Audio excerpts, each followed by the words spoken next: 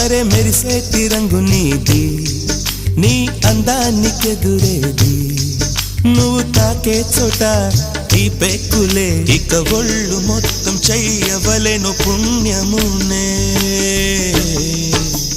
నెల్లూరి నెరజానా నే కుంకుమల్లె మారిపోనా, నువ్వు స్నానమాడ పసుపులాగా నన్ను కొంచెం చూసుకోవే, నీ అందలకు మువ్వలాగా నన్ను కొంచెం మార్చుకోవే.